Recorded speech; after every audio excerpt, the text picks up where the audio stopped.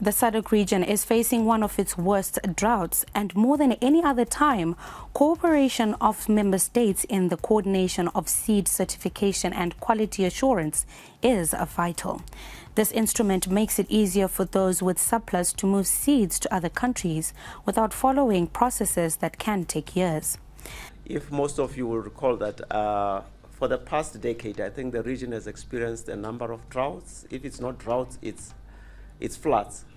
And this had very big impact on seed availability, where you'd find countries with surplus, others having deficits.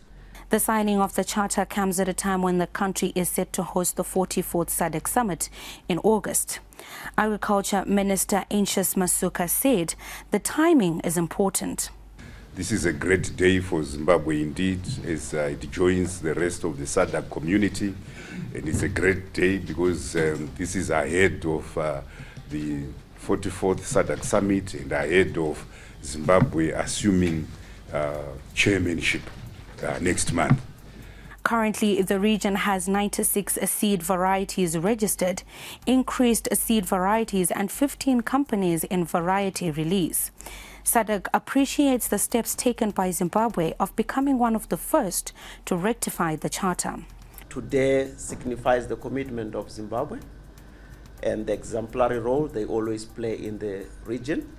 Agriculture Minister HRS Masuka said agro-based economies in the region stands to benefit from the implementation of the instrument. It is really important that the agricultural sectors begin to speak to each other. And they do so if we collaborate at various levels.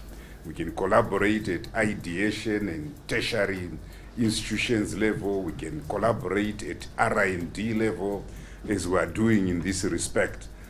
The charter gives life to the SADC Seed Center. This will ensure coordination between member states while protecting plant breeders' rights. Many of our private sector seed companies actually have representation in the region, which will allow them to expand their footprint in the region and ensure that we are able to provide more of germplasm, especially for maize.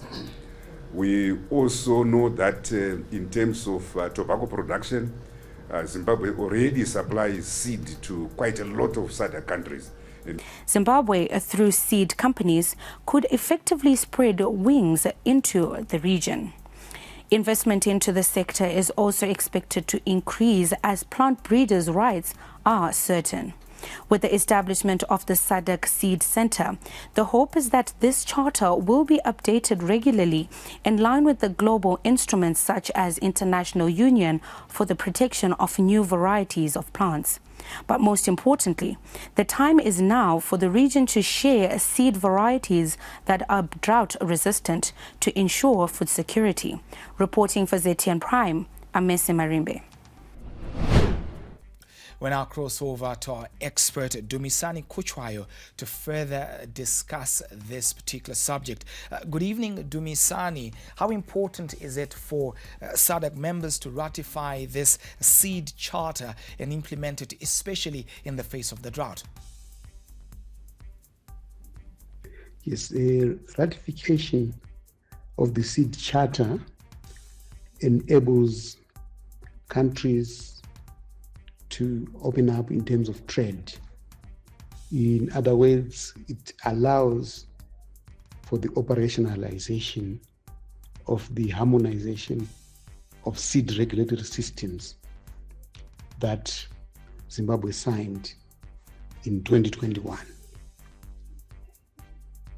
In addition, this opens up the seed sector for commercialization by the private sector, because once we have this harmonization, it means our seed companies are able to register.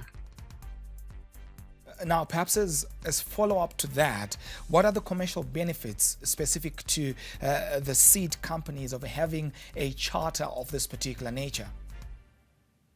Yes, the commercial benefits for the seed companies are that since most of them are already registered on the SADC variety registration system. Therefore, this regulatory framework gives them protection for their varieties. I think, about 70% of the varieties registered on the SADC variety release protocol are Zimbabwean varieties. So this further enhances their investments in the different jurisdictions. Now, before I let you go, synchronization and harmonization with international treaties also becomes of paramount importance. May you throw some light where that is concerned? Yes, these such instruments need to be in sync with the international protocols.